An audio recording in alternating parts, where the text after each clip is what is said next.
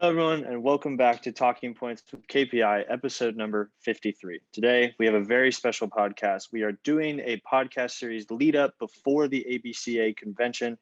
We do speak on January 7th, and here today with us is one of the people that is going to be on stage, Jon Moscot with Blast Baseball. Jon, how you doing?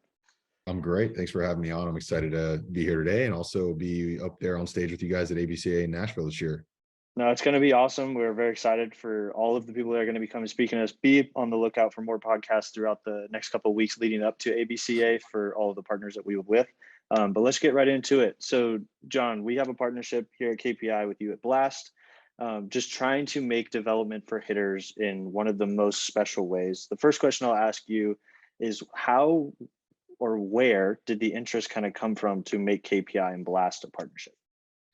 Yeah, well, KPI has obviously established themselves not only in Northern California, but across the country as one of the premier player development programs. And for Blast, that's our mission is we want to help athletes be the best version of themselves in their swing as hitters, baseball and softball. And I think it was a very seamless identity that we were both on the same track. And I think we can work hand in hand, and we've mutually benefited each other in doing so, in providing athletes the best player development solution on the hitting side, in tandem with what you guys do on ball flight and everything in those. In that regard, KPI is the cream of the crop, and we want to be partnered with those type of programs and type of individuals. So it's been nothing but great to this point, and we're excited to see how it continues to progress moving forward. Absolutely. And so now, Erik, I'll ask you kind of along the lines of the same question. Hearing obviously all those great things, knowing that this partnership was going to be good from the very beginning, how did you see it evolving to where it is now? I mean, it's definitely been an evolution. Like, we partnered with Blast even before KPI was a thing. So I still remember, and I still tell the story. It's a good example of like how you have to fail before you figure this out. I remember we bought 100 sensors for every player in the program, and we were going to take over the world with Blast, and we didn't know how to manage it, and it ended up kind of being a fizzle. So once we brought Chase on during COVID, and COVID really provided us time to like really start to dive into this stuff and learn it instead of just, throwing out the wall to see if it stuck. And, at that point in time, we were really able to kind of like build a true hitting system around Blast and the pre-contact measurements. And then now, with HitTrax and TrackMan, we're able to kind of have gold standard technology, do batted ball metrics, and really have like the ultimate checks and balance system in our hitting. Yeah. So Chase, hearing that, and obviously it's been on a bunch of podcasts before, but just talking about the way that we use data to systematically be able to make development for the hitters a lot easier. Talk about how when the partnership with Blast came along, how excited you were to be able to get your hands on actual objective data. Yeah, I mean, I think, having previous experience with Blast, I think the thing that I really wanted to get across was like, we have to be able to see what is going on, and then we have to know if what we're doing is working, and Blast provides all that, right? And so in the development system that we have, it just makes it easier, one, for the kids to understand, and then two, for them to like actually be confident in their progress or what's happening. And then tied to the exit velo metrics, like we can actually get a full picture of the swing, right? It's just a Blast makes it easy, and that's the idea that we like. That's kind of what the hitting realm has been looking for a while, is like, do we actually know what we're doing is working, and can I get a kid to understand what is actually happening in his swing, so he knows his swing and he knows it in and out, and then that'll help with approach, and it helps everything down the line, right? And it's a huge tool here for sure. So obviously hitters that train at KPI, they get advanced systems built out during lessons, and not lessons, but during sessions using the Blast data. So Erik, I want to talk to you a little bit about how did you see that starting to evolve? Like you said, it was a lot to manage at first, but now being able to systematically put these kids in buckets according to their data on Blast, how have you seen that evolve? Really, and that's kind of the cool part about our system now is because we went through some of those challenges early on, we now are pretty dialed in. And John and the guys at Blast were a big part of that. Like they were in the trenches with us for a long time trying to figure this out. And there was a lot of phone calls and a lot of yelling at people to like try like, hey, we need this to work like this, you know.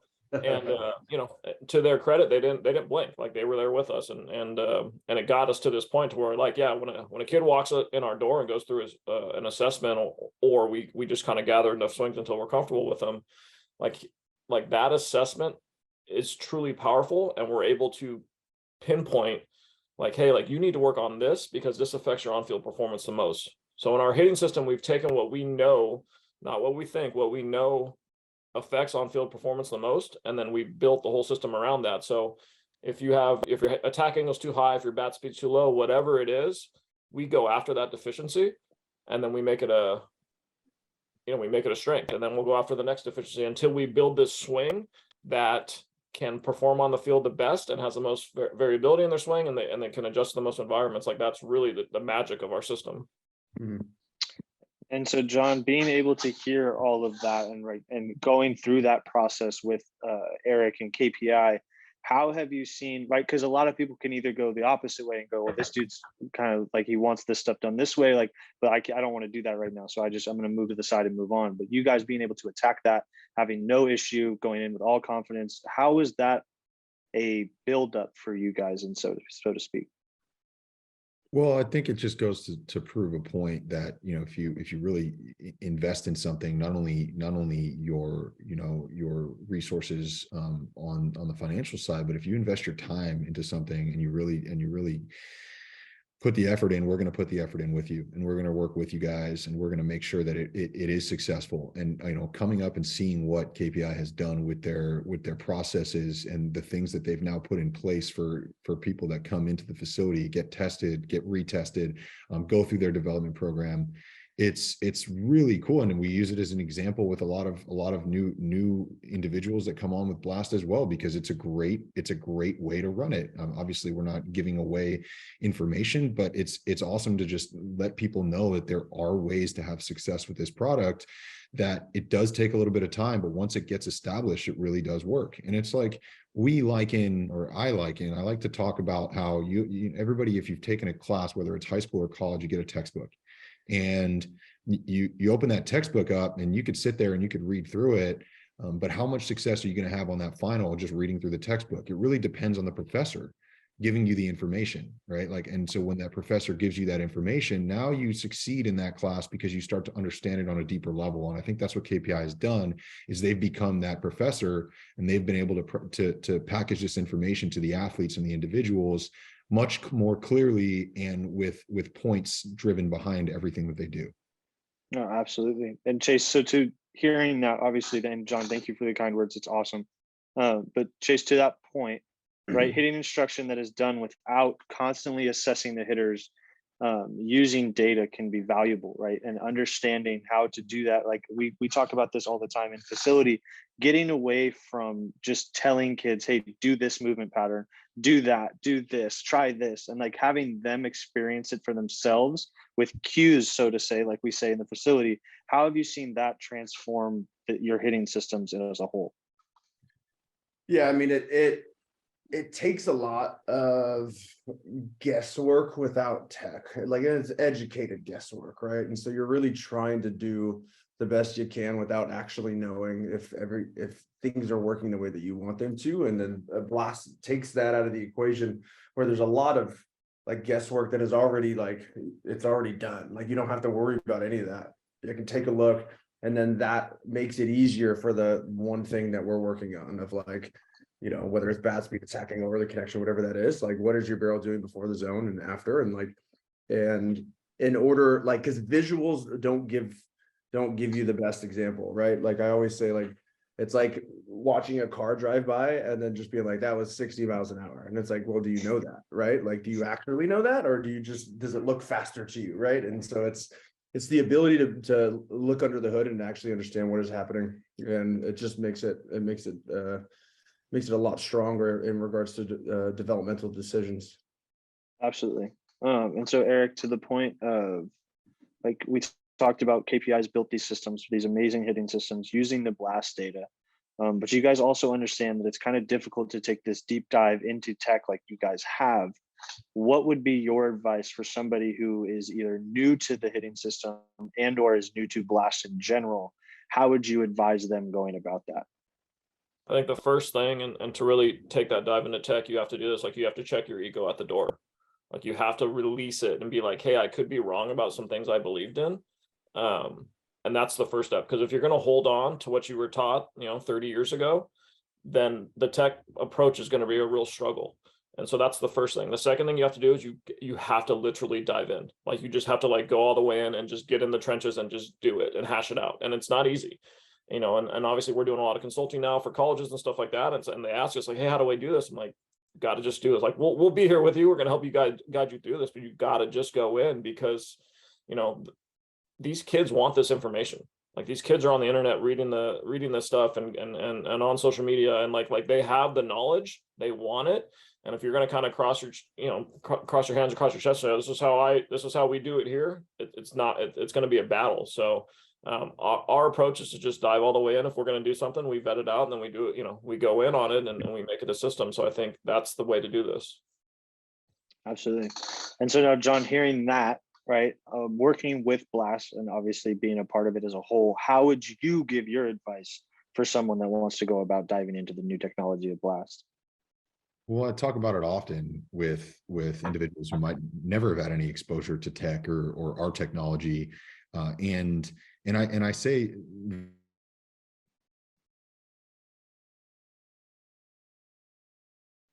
that term, and there's a new school philosophy, and I like to say that if you can toe a line between the two of those, you really are going to find yourself in a productive and potentially for those individuals who are not really willing to give up their old philosophies, like Erik said, like not everybody's willing to just jump right all the way in. It's this very special organization and individual. But if you can utilize the tech to reinforce messages, to communicate with the athletes, that's what the most powerful message is. It's to reiterate the teaching from your textbook or your book of drills and videos as a coach that you've established over your 30 years, and then, or 40 years, however long somebody's 10 years, whatever their background may be.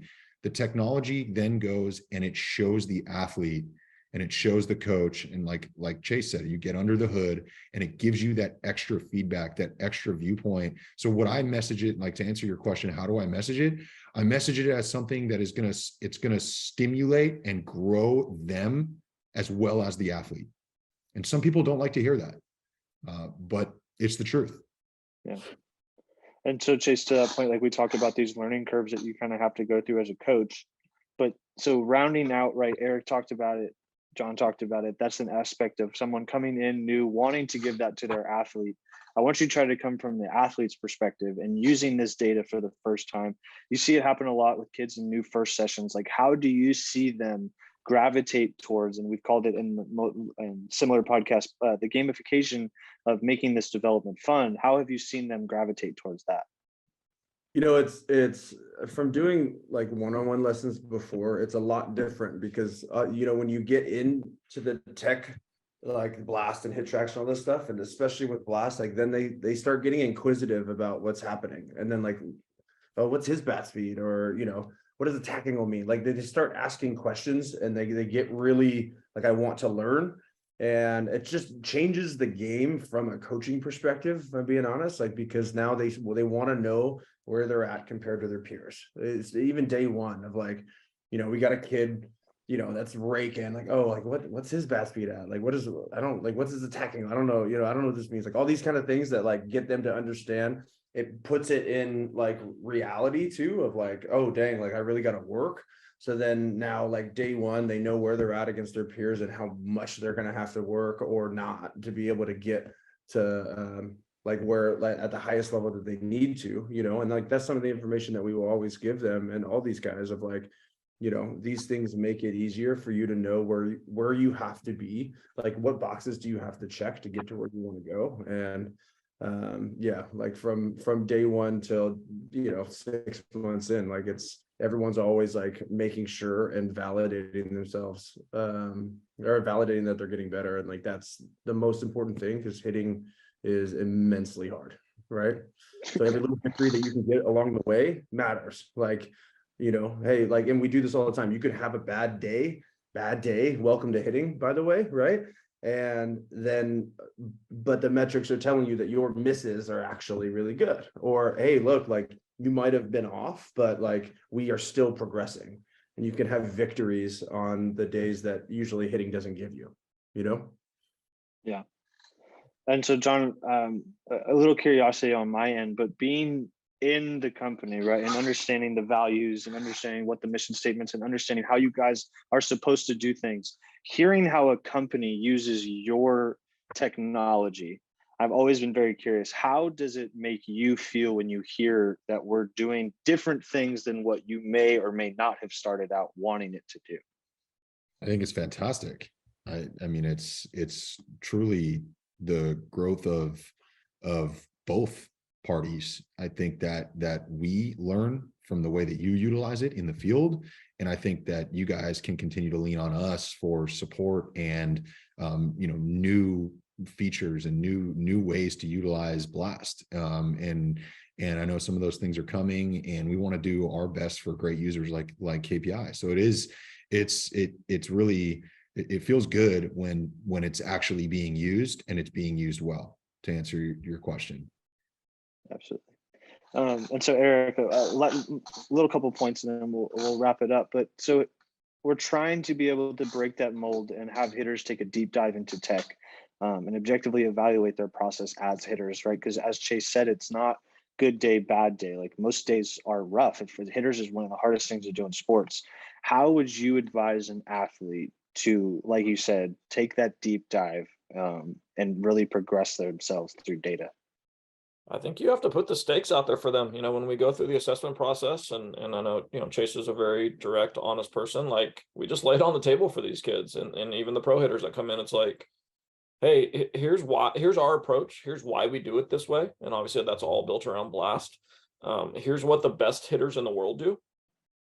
We're going to drive you towards that. And we're going to go all in on that.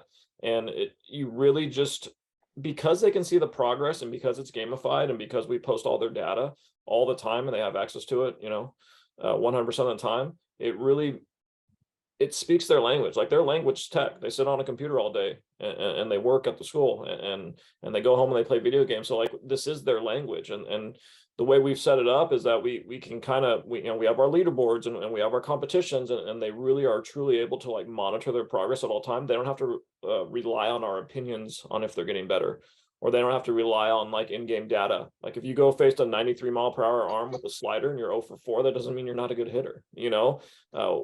What it means is that, like, hey, like, we have work to do now, and we're going to identify some weaknesses through the approach and through the technology, to make you hit that 93 with the slider better. And here's how we use it. Here's how we use Blast to do that. So just letting them know that, like, hey, you can keep doing it this way and leave it up to chance, or we can kind of dive in and kind of drive you towards what we know objectively works at the highest level of the game. Yeah. And so, Chase, an open question really to anybody, but so, I mean, Erik, great point. Like, careers are at stake, right? You have to let them know what this stake is. But on the point of coaches in general, how do you help an athlete understand that the reputation of a so-called good coach is not as objectifiable as data that you are seeing come out during your swings live? How do we get that stigma away from the athletes to kind of be able to take ownership of their own development? Yeah, I mean, it's with Blast and with every piece of tech, right? Like, you have to definitely be, you don't give them everything at once, right? Like, hitting's too hard. Like, you're going to confuse them, right? It's going to get crazy. Like, you have to pick and choose, and we pride ourselves here at being able to understand and develop relationships with these kids enough to know what info to give them and what to hold back from at the moment, right?